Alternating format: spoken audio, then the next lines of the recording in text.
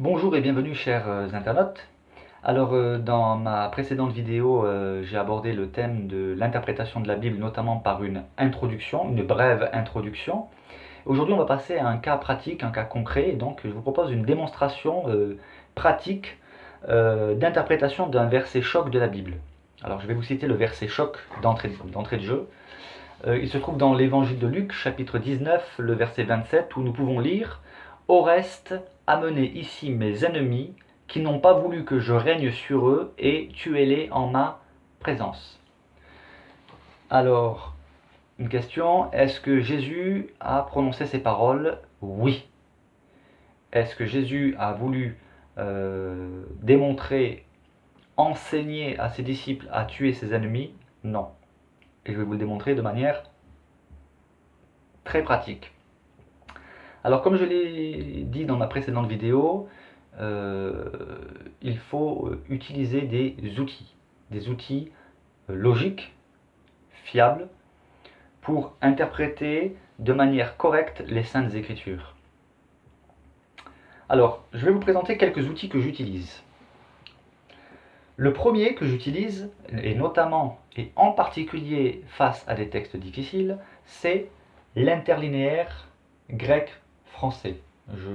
J'y reviendrai, je vous ferai une petite démonstration tout de suite après. Ensuite, j'utilise aussi, en deuxième point, j'ai un ordinateur qui est dédié uniquement à mes études bibliques. Le voici. Voilà. Et je ferai aussi une démonstration après. Je vais tout de suite mettre le verset qui nous intéresse. C'est le verset 27. Voilà. Donc j'utilise un logiciel biblique qui s'appelle la Bible Online. Voilà. Là vous avez le verset 27. Et vous voyez qu'il y a des petits onglets qui vous permettent de comparer les traductions. Ça c'est le second outil que j'utilise et qui lui-même contient de multiples outils à l'intérieur. Mais pour ceux qui n'ont pas d'ordinateur ou qui n'ont pas pu investir dans le logiciel qui s'appelle le Bible Online, il y a des outils papier. Donc je vous ai montré le premier qui est l'interlinéaire grec-français. Un deuxième outil c'est effectivement mon ordinateur avec le logiciel la Bible Online. Pour ceux qui n'ont pas le logiciel, il y a un synopse des évangiles. Alors à quoi sert un synopse? Il vous permet par exemple de retrouver relativement facilement si un texte se trouve dans d'autres évangiles. Parce que il y a des textes qui sont communs aux 4 évangiles, ou seulement à 3, ou seulement à 2. Et ça permet d'un coup d'œil de relever les différences, les concordances, etc. Donc ça se présente un peu comme ça, voilà. Par exemple, ici nous avons le jeune homme riche qui se trouve dans Matthieu 19, dans Marc 10 et dans Luc 18. Voilà. Vous pouvez faire une pause sur la vidéo si vous voulez pouvoir... voilà, ça montre que j'ai déjà utilisé ce synopse. C'est vraiment un excellent outil. Ensuite, j'ai aussi ce qu'on appelle une Bible d'études. Enfin, j'en ai pas qu'une, j'en ai plusieurs, des Bibles d'études. Mais c'est relativement volumineux. Par exemple, j'ai la Bible d'études Vie Nouvelle qui utilise la version second 21. Alors, second 21, ça veut dire quoi? C'est la version second, mais contextualisée et actualisée, j'allais dire plutôt, à notre siècle. Je vais vous donner des exemples tout simples. Il y a par exemple dans la Bible second classique, la 1910, ou même dans la 1979, des termes qui, pour nous occidentaux, ne veulent rien dire. Par exemple, le Sanhédrin, on ne sait pas ce que c'est. Donc, dans la seconde 21, ils ont remplacé le mot Sanhédrin par tribunal. Parce qu'en fait, c'est de cela qu'il s'agit. C'est un tribunal religieux. Dans la seconde 21, toutes les unités de mesure et de poids ont été converties. Par exemple, quand il est parlé de 12 stades ou de 6 stades, etc., là, ça a été transformé en kilomètres. Parce que ça nous parle plus. Tout ce qui est les talents, les mines, les monnaies, les statères, etc., ça a été converti. en poids, en mesure, etc. Voilà. Voilà en gros. Ensuite, il y a d'autres outils, mais que j'utilise. Ah, j'allais quand même oublier, parce que tout à l'heure j'ai montré l'interlinéaire grec-français, c'est pour le Nouveau Testament, mais j'ai l'interlinéaire hébreu-français pour l'Ancien Testament. Il y a aussi un dictionnaire biblique, alors là j'en ai pas pris un sur moi parce que ça aurait fait beaucoup de livres, mais j'ai le dictionnaire, j'ai plusieurs dictionnaires d'ailleurs dans mon logiciel, et en tout dernier recours, c'est-à-dire après avoir fait un travail personnel, j'ai l'encyclopédie des difficultés bibliques. Et il y a plusieurs tomes.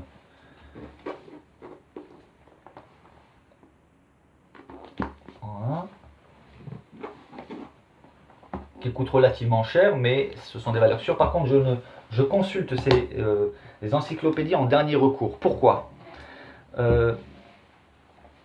Parce que le but de faire une étude biblique, c'est de faire travailler notre intelligence, nos facultés intellectuelles, mais aussi développer l'intelligence spirituelle. J'ai d'ailleurs fait une vidéo sur le thème de l'intelligence spirituelle. Et si quelqu'un veut étudier la Bible et ne se contente que de lire des commentaires, il ne va pas avancer, il ne va pas s'exercer au discernement. Par contre, c'est un excellent outil pour ensuite confronter ce qu'on a découvert ou ce qu'on pense avoir découvert avec ce que d'autres ont tiré comme conclusion par rapport à tel ou tel texte. Et autant le dire tout de suite, on n'a pas les réponses à tout. Mais c'est un peu normal, c'est la parole de Dieu. La parole de Dieu demeure éternellement. Donc ça, c'est important à retenir. Et ce qu'il y a de bien avec la parole de Dieu, c'est qu'en fait, depuis qu'elle existe dans son ensemble, c'est-à-dire Ancien Testament et Nouveau Testament réunis, et même l'Ancien Testament uniquement, eh bien, aujourd'hui encore, on n'a pas épuisé tous les sujets et en fait, on pourrait étudier pendant des millénaires. Voilà. Donc ça, ce sont les quelques outils que je vous ai présentés. Ce sont les principaux. Sachant que pour moi, les principaux, c'est les interlinéaires, pour avoir accès aux termes originaux, les dictionnaires, pour comprendre, et différentes traductions. Parce que tous ceux qui ont traduit la Bible avaient aussi des connaissances des langues, sachant que les langues originales sont des langues tellement riches qu'effectivement, une phrase ou un mot peut se traduire par différents termes dans notre langue à nous, raison pour laquelle il y a plusieurs traductions. Donc le fait de les comparer nous permet d'affiner la compréhension d'un texte. Mais il faut quand même garder son sens critique. Moi, il y a des traductions avec lesquelles je ne suis pas d'accord. Voilà. Revenons-en à notre texte. Oreste a mené ici mes ennemis qui n'ont pas voulu que je règne sur eux et tuez-les en ma présence. Il faut identifier le style littéraire. Le style littéraire, j'en ai déjà parlé dans la précédente vidéo,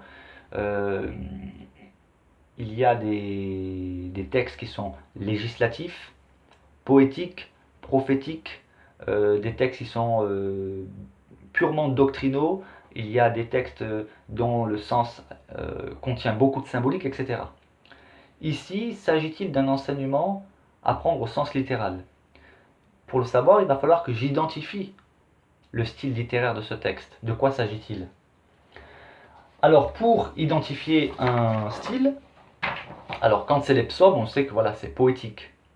Et les psaumes ont la particularité aussi d'être prophétiques, poétiques et prophétiques. Un texte peut être prophétique sans être poétique, un texte peut être poétique sans être prophétique, mais le texte des psaumes, par exemple, sont poétiques et prophétiques. Alors là, pour identifier le texte, souvent pour identifier le texte, ça va être aussi, lorsque ce n'est pas évident, notamment comme pour les psaumes où c'est évident, ben là il faut essayer de remonter les versets plus haut. Et j'ai dû remonter jusqu'au verset 11 pour découvrir, enfin je le savais, mais je vais vous démontrer, qu'il s'agit en réalité d'une parabole. C'est-à-dire que cette parole prononcée par Jésus est issue d'une parabole. Or, une parabole, c'est quoi? C'est une histoire terrestre, fictive le plus souvent ou réelle. Elle peut s'inspirer d'une histoire vraie, d'une histoire réelle, mais voilà, c'est une histoire imagée, une histoire terrestre, dont le but est d'enseigner des vérités célestes, spirituelles, immédiates ou alors prophétiques. Et nous allons voir que c'est bien de d'un aspect prophétique qu'il s'agit. Et je vais vous le démontrer. Mais il y a un petit souci, c'est que lorsqu'on lit le verset 11, qui nous permet d'identifier qu'il s'agit d'une parabole, le verset 11 commence ainsi. Ils écoutaient ces choses, et Jésus ajouta une parabole, parce qu'ils étaient près de Jérusalem, et qu'on croyait qu'à l'instant le royaume de Dieu allait paraître. Ils écoutaient ces choses. Alors, qui écoutait les choses, et de quelles choses s'agit-il? Voilà, il faut faire un travail d'investigation. Alors, je ne sais pas combien de temps va durer cette vidéo, mais j'aimerais quand même attirer votre attention sur le fait que là, l'enjeu est quand même important. Il ne s'agit pas de dire non, ça ne veut pas dire ça, et puis c'est tout, croyez-moi. Non, il faut faire vraiment un travail qui va démontrer une démarche honnête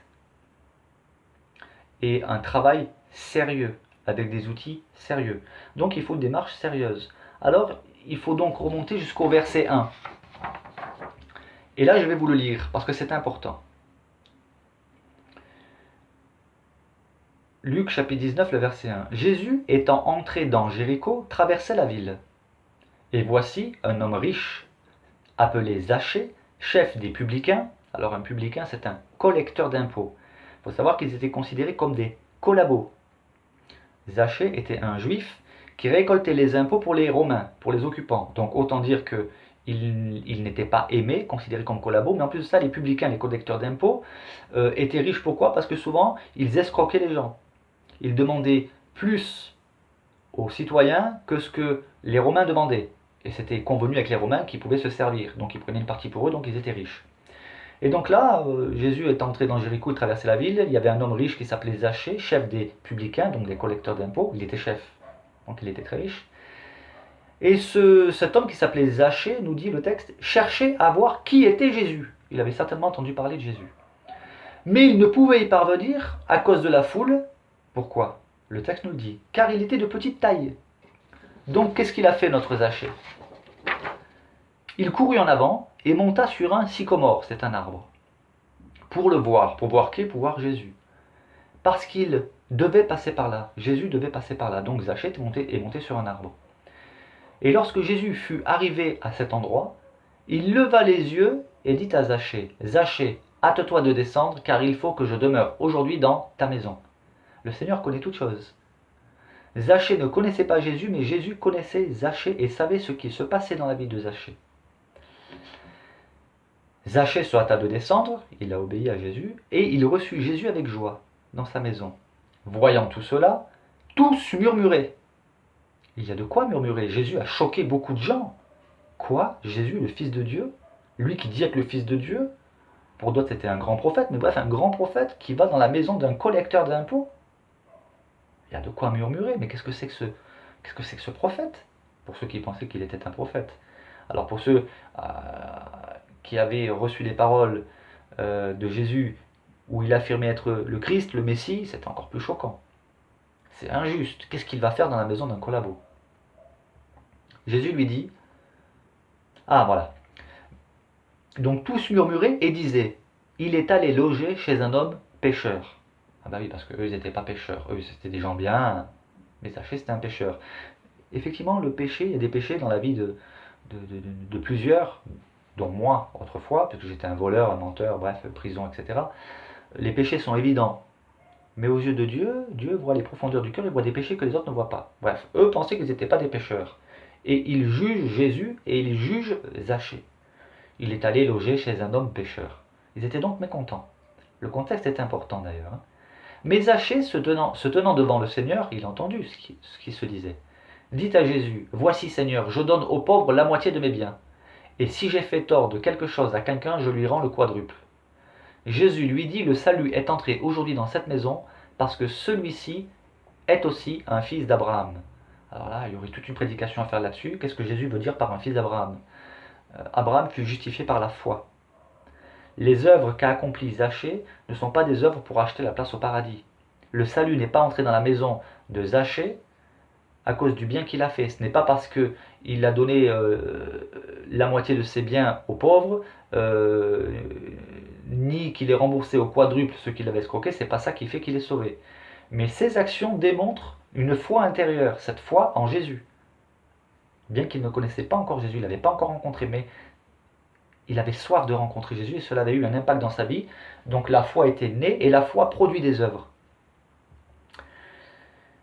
J'avais abordé d'ailleurs ce sujet dans une vidéo qui s'appelle Les contradictions dans la Bible, donc je ne vais pas y revenir. Alors Jésus dit à Zachée, le salut est entré aujourd'hui dans cette maison parce que celui-ci est aussi un fils d'Abraham, car le Fils de l'homme, j'en avais parlé dans une précédente vidéo, fait allusion au Messie, car le Fils de l'homme est venu chercher et sauver ce qui était perdu.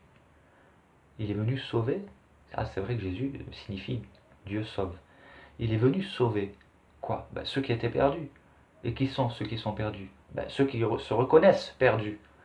C'est-à-dire ceux qui sont conscients qu'ils ne peuvent pas se sauver par la pratique d'une religion. Sinon, on n'aurait pas besoin d'un sauveur.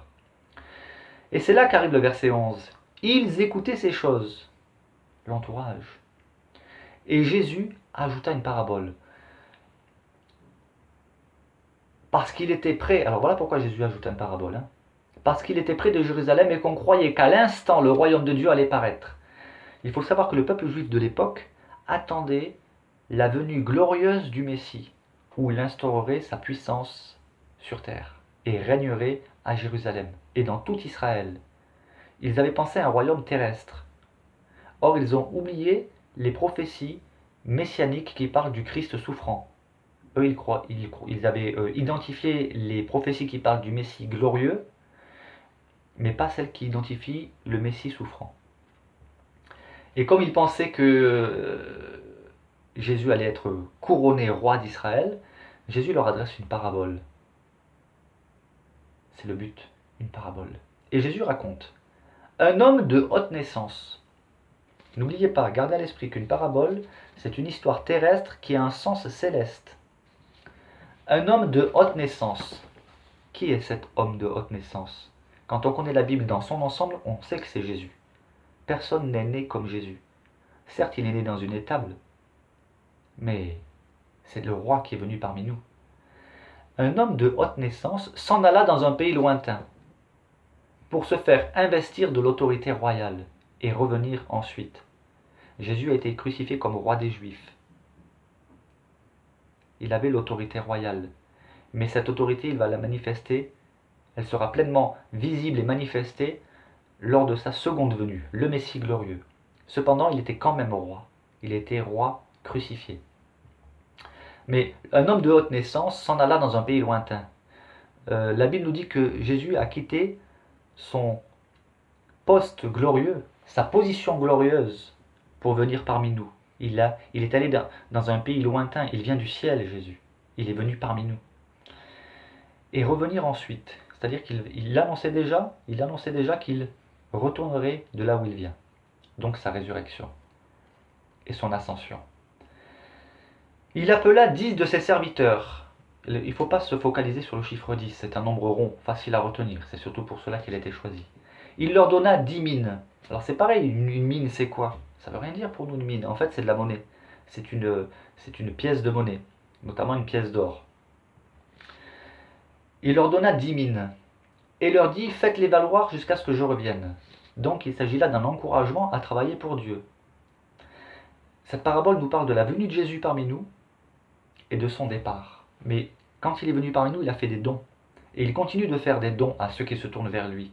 Et nous devons travailler, faire fructifier ce qu'il nous a donné, notamment l'évangile, le partager autour de nous, jusqu'à son retour. Et nous devons donc travailler pour lui. C'est là le sens. Mais ses concitoyens le haïssaient et ils envoyèrent une ambassade après lui pour dire « Nous ne voulons pas que cet homme règne sur nous ». Et c'est vrai que plusieurs ont refusé la royauté de Jésus. Le refus de cet homme et de son autorité royale, c'est en fait le rejet de Jésus. Et lorsqu'il fut de retour, donc Jésus continue de raconter la parabole, lorsqu'il fut de retour, après avoir été investi de l'autorité royale, il fit appeler auprès de lui les serviteurs auxquels il avait donné l'argent, afin de connaître comment chacun l'avait fait valoir. C'est-à-dire, là, il parle de son retour, le moment où il y aura des comptes à rendre. C'est cela qu'il faut comprendre. Le moment de rendre des comptes sur ce qu'on a fait de ce que le Seigneur nous a donné. Alors, un des serviteurs dit, « Seigneur, ta mine a rapporté 10 000. L'argent que tu m'as donné, ça a rapporté 10. Voilà. Il lui dit, c'est bien, bon serviteur, parce que tu as été fidèle en peu de choses, reçois le gouvernement de 10 villes. Le second vint et lui dit, Seigneur, ta mine a produit 5 mines. Il a travaillé moins que le précédent, mais il a quand même travaillé. Et ça a rapporté 5 fois plus, c'est du 500% là. Jésus lui dit, toi aussi, sois établi sur 5 villes. Et un autre vint et dit, Seigneur, voici ta mine, donc c'est la monnaie de l'époque, que j'ai gardée dans un linge. Et il explique pourquoi. Car j'avais peur de toi. Là, on est face à quelqu'un qui ne connaît pas le Seigneur. Il fait peur. Voilà ce qui l'a motivé. J'avais peur de toi parce que tu es un homme sévère. Et là, c'est un mauvais jugement sur Dieu. Tu prends ce que tu n'as pas déposé et tu moissonnes ce que tu n'as pas semé. Il lui dit, je te juge sur tes paroles, méchant serviteur. Si tu savais que je suis un homme sévère, prenant ce que je n'ai pas déposé et moissonnant ce que je n'ai pas semé, pourquoi donc n'as-tu pas mis mon argent dans une banque, afin qu'à mon retour je le retire avec un intérêt? Ça paraît compliqué, mais en fait c'est simple. Ça ne veut pas dire que le serviteur qui a dit tu es un homme sévère, etc., ça ne veut pas dire qu'il avait raison, ça veut dire surtout qu'il ne le connaissait pas. Mais le Seigneur le prend à son propre jeu, si je puis dire. Donc il est en train de lui dire, si tu pensais que je suis un homme sévère et que je moissonne ou je n'ai pas semé, etc., et si en plus tu avais peur, alors pourquoi tu n'as pas mis l'argent à la banque? Nous verrons après ce qu'est cette banque. Ça, je l'ai appris par contre dans les commentaires. Il faut être honnête, il y a des choses que pour moi, je ne comprenais pas trop là. Mais ce qui nous intéresse aujourd'hui, c'est de comprendre le verset qui nous intéresse, c'est le verset 27. Est-ce que Jésus a vraiment dit qu'il faut tuer ses ennemis? Donc je continue la parabole. Pourquoi donc n'as-tu pas mis mon argent dans une banque afin qu'à mon retour je le retire avec un intérêt? Puis il dit à ceux qui étaient là, ôtez-lui la mine et donnez-la à celui qui a les 10 mines. Ils lui dirent, Seigneur, il a 10 mines. Ça, c'est les gens qui jugent à l'apparence et qui trouvent Dieu injuste. Je vous le dis, on donnera à celui qui a, mais à celui qui n'a pas, on ôtera même ce qu'il a. Au reste, amenez ici mes ennemis qui n'ont pas voulu que je règne sur eux et tuez-les en ma présence. Là, ça prend un sens totalement différent. On sait que c'est une parabole, on sait que ça parle de la venue de Jésus parmi nous, de sa mort, de sa résurrection et de son retour. Et là, il est donc question d'un jugement sévère, parce qu'effectivement, le jugement est sévère. Il ne faut pas prendre au sens littéral l'histoire d'égorger. Le but, c'était de parler, il y a un sens céleste, c'était de parler à ses auditeurs. Et il est en train de leur dire en fait que vous attendez un Messie qui va régner sur terre, et moi je suis en train de vous annoncer que c'est pas ici que je vais régner comme vous l'attendez. Je ne suis pas venu vous délivrer de l'emprise, de l'empire ennemi, je suis venu vous délivrer de l'emprise, de l'empire du péché.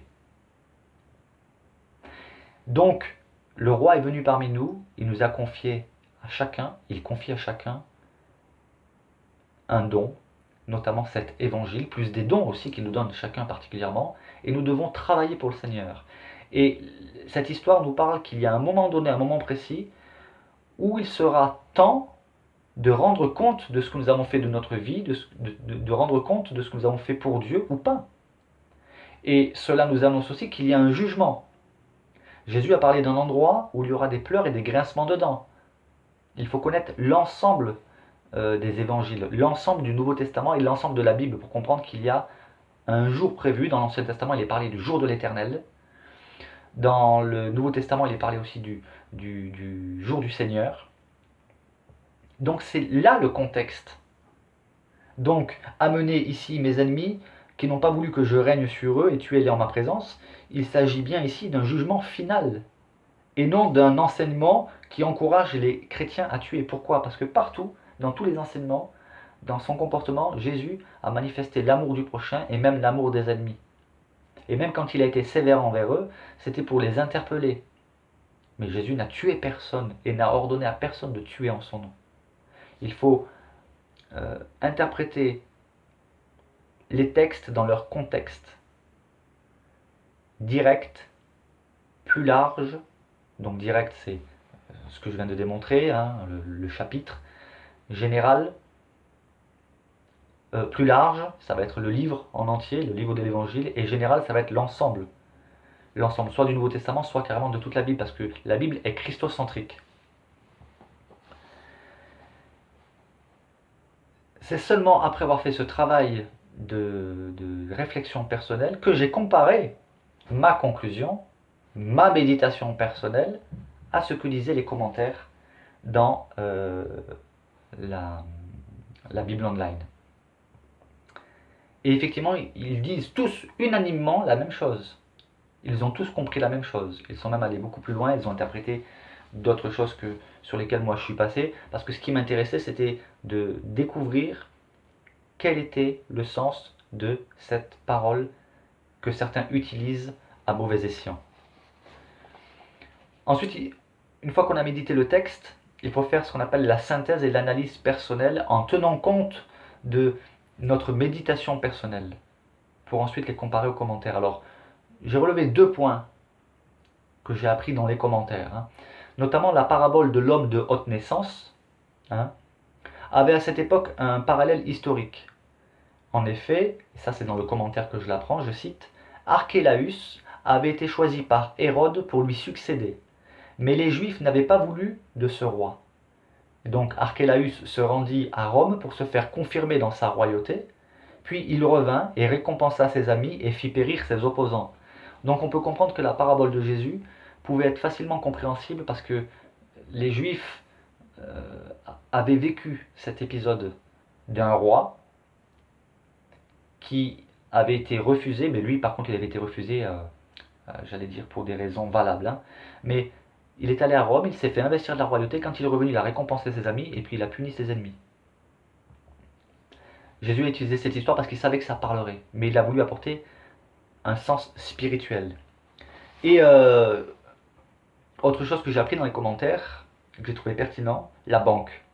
Celui qui avait la mine et qui n'a pas fait travailler, le Seigneur lui dit qu'il aurait dû la mettre à la banque. Quelle est cette banque? Et effectivement, dans un commentaire, j'ai lu que ceci. Vous pouvez toujours prier et remettre au Seigneur ce qui est fait par d'autres. Lui, le Seigneur, fera fructifier ce travail. En fait, ça veut dire qu'effectivement, il y a des personnes qui peuvent se dire, oui, mais moi je suis porteur de handicap, ou je suis une personne âgée, je ne peux pas travailler comme missionnaire, ou je ne peux pas annoncer l'évangile, etc. Or, il s'avère effectivement que dans la Bible, prier, ça c'est à la portée de tout le monde, même si on ne peut pas parler, on peut prier intérieurement. Prier, c'est œuvrer pour le Seigneur. On voit par exemple l'histoire d'une femme qui s'appelait Anne, qui avait 84 ans, qui était veuve depuis de nombreuses années. Et le texte nous dit qu'elle servait Dieu comment? Dans le jeûne et dans la prière.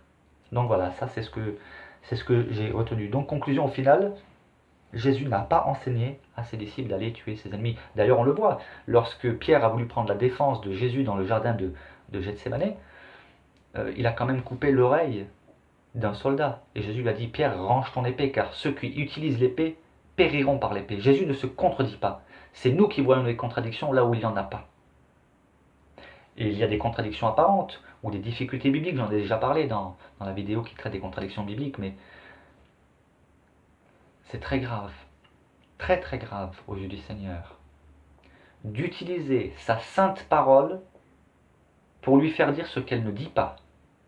Pire, pour calomnier Dieu, tordre le sens des Écritures, c'est quelque chose d'extrêmement grave. Donc j'aimerais vraiment mettre en garde tous ceux qui utilisent des versets hors de leur contexte pour leur faire dire ce qui les arrange. Parce que c'est vrai que Jésus dérange. Il y en a qui aimeraient nous présenter un Jésus cruel. Mais Jésus n'était pas cruel. Jésus a aimé ses ennemis. Et même là où n'importe lequel d'entre nous aurait hurlé de rage et de haine, quand on se fait cracher dessus, on se fait insulter, on se fait crucifier. Lui, il a dit, Père, pardonne-leur, car ils ne savent pas ce qu'ils font. Alors, voilà, je ne me suis pas étendu outre mesure sur les outils, mais je vais quand même, pour terminer, vous faire une petite démonstration de l'utilisation de la Bible online, du logiciel. Alors, je vais... Voilà.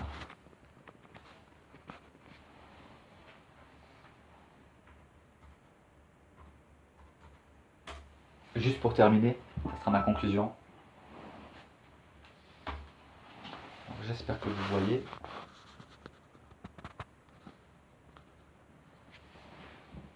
Je vais essayer de caler ça comme ça. Voilà.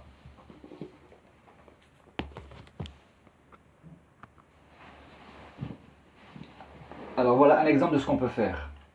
On peut comparer les traductions. Quant à mes ennemis, ces gens qui n'ont pas voulu que je règne sur eux, amenez-les ici et égorgez-les en ma présence. Alors effectivement, égorger, tuer, j'ai vérifié dans le grec, les deux termes se valent. La précision égorger, effectivement, est là, mais le sens est le même. On perd la vie. Et il s'agit d'un jugement. Et encore, j'espère que là vous avez compris qu'il s'agit bien d'une parole issue d'une parabole. D'accord? Bon. Donc là, voilà, j'ai 1, 2, 3, 4, 5, 6, 7, 8, 9, 10, 11, 12, 13, 14. J'ai 15 traductions, les 15 traductions les plus répandues, on va dire. Hein. Mais j'ai une préférence pour l'édition, la nouvelle édition de Genève 79 et la 1910. Voilà. Je consulte aussi la Bible en français courant. Voilà, essentiellement, c'est celle que j'utilise le plus, mais c'est toujours bien de comparer les traductions. Voilà aussi ce que vous pouvez faire. Ce qu'il y a de bien, c'est que voilà, quand je vais dans la nouvelle édition de Genève, voilà. Là, ici, vous avez le texte avec à chaque fois des petits mots. Enfin, après chaque mot, je veux dire, vous avez des nombres. Et il suffit de cliquer sur le nombre, par exemple, qui n'ont pas voulu que je vienne sur eux. Tuer, voilà, tuer. Donc quand je clique dessus, c'est le mot katasphato. Hein. Alors, je vais l'agrandir. Voilà. Alors, tuer, massacrer, abattre. Mais il nous encourage aussi à avoir deux autres définitions. Alors là, j'ai déjà regardé, c'est une préposition. Et ici, c'est le terme sphazo, qui veut dire effectivement tuer, immoler, égorger, blesser. Donc vous voyez, un seul terme grec peut revêtir plusieurs sens. Et voilà, hein, tuer, abattre, mettre à mort par violence, blesser mortellement, etc. Le sens, ça n'enlève rien au sens. Il s'agissait bien évidemment, dans cette parabole, de montrer qu'il y a un jugement terrible qui attend ceux qui n'ont pas voulu que Jésus règne sur eux. Pourquoi? Parce qu'il est le seul qui est légitime à pouvoir nous juger parce qu'il a payé le prix de notre salut. Vraiment, j'aimerais attirer votre attention. Vous pratiquez peut-être une religion. Peut-être même que vous dites, mais je suis chrétien moi. Je vais à l'église le dimanche. Je fais des prières. Mais chrétien, c'est beaucoup plus que cela. Et pour ceux des autres religions, ainsi que les chrétiens qui pensent être chrétiens mais qui ne le sont pas vraiment, parce qu'être chrétien, c'est une rencontre personnelle avec le Seigneur. Une question. Si vous mourrez aujourd'hui, où allez-vous? La réponse vous appartient, mais je vous encourage vraiment à réfléchir là-dessus. Si vous devez comparaître aujourd'hui devant Dieu, qu'est-ce que vous allez lui présenter? Vos bonnes actions? Vous êtes peut-être convaincu d'avoir pratiqué des bonnes actions. Dans ce cas, je vous poserai une autre question. Est-ce que le Seigneur peut projeter sur un grand écran de cinéma tout ce que vous pensez, tout ce que vous avez pensé, toutes les images et les pensées qui ont occupé votre esprit, toutes les choses que personne ne sait et que seulement vous connaissez? Que pensez-vous que Dieu vous dira? Croyez-vous que vous pourrez contrebalancer vos bonnes actions avec les mauvaises? Alors on dit oui, Dieu est miséricordieux. C'est vrai. Il a démontré sa miséricorde. Il a envoyé une corde dans notre misère. C'est une image. Il a envoyé Jésus dans notre misère parce que nous ne pouvions pas nous sauver. Dieu ne peut pas pardonner comme ça sans que le péché soit puni. Il fallait que le péché soit puni. Et c'est pour ça que Jésus est venu parmi nous. Alors je sais, j'ai déjà écouté des débats, il y en a certains qui disent oui, mais ceux qui sont morts avant que Jésus vienne. les patriarches, Abraham, David, tous ces héros de la foi, eh bien ils sont sauvés par anticipation parce que par leur foi, ils ont montré qu'ils croyaient en la venue du Messie sauveur. Par exemple, il est dit que Abraham crut et fut justifié. Il fut rendu juste devant Dieu, non pas par les œuvres. La loi de Moïse n'existait pas encore, par la foi. La notion de sacrifice, ça mériterait aussi que je fasse une vidéo là-dessus. Mais aujourd'hui, c'est trop important l'éternité. C'est trop important pour se contenter d'illusions intellectuelles. Le message biblique nous annonce clairement que il est impossible de nous sauver par la pratique d'une religion, quand bien même cette religion serait la plus merveilleuse religion qui soit, religion chrétienne y compris. Jésus n'est pas venu apporter une religion, c'est-à-dire une suite de choses à mettre en pratique, mais il est venu mourir sur la croix pour nos péchés. Et curieusement, c'est cette vérité centrale, essentielle, la plus importante de l'évangile qui est attaquée. Jésus n'est pas mort sur la croix, ça c'est décrié, dénoncé, nié. Curieusement, c'est le seul moyen d'être sauvé, c'est ça qui est le plus combattu. La crucifixion et la résurrection de Jésus. Et sa divinité. Alors que j'ai promis que je ferai une série de vidéos sur la divinité de Jésus-Christ. Alors j'espère que voilà, cette vidéo, bien que très imparfaite, parce que je suis imparfait, Dieu seul est parfait. Mais j'espère qu'elle aura participé à vous montrer que voilà, lorsqu'on lit la Bible, on ne sort pas des versets comme ça, à tire-larigot, pour leur faire dire n'importe quoi. Ça mérite un travail honnête, sérieux, avec des outils fiables. J'espère que ça va vous encourager à réfléchir peut-être à 2, voire même 3 fois, on peut même aller jusqu'à 7 fois, avant d'utiliser les versets bibliques pour leur faire dire ce qu'ils ne disent pas. Soyons prudents. Moi le premier, quand nous parlons de Dieu, quand nous annonçons sa parole. Car nous aurons des comptes à rendre. Jésus a dit que tout homme rendra compte de toute parole qu'il aura proférée. Nous aurons des comptes à rendre. Mais je sais que je comparaîtrai devant mon Dieu avec Jésus-Christ comme mon avocat. La Bible nous dit que Jésus-Christ est l'avocat de tous ceux qui ont cru en lui, qui l'ont accepté comme sauveur et seigneur. Et cet avocat ne plaide pas avec des paroles, il a plaidé avec des actes, sa vie en sacrifice. Que Dieu vous bénisse. Amen.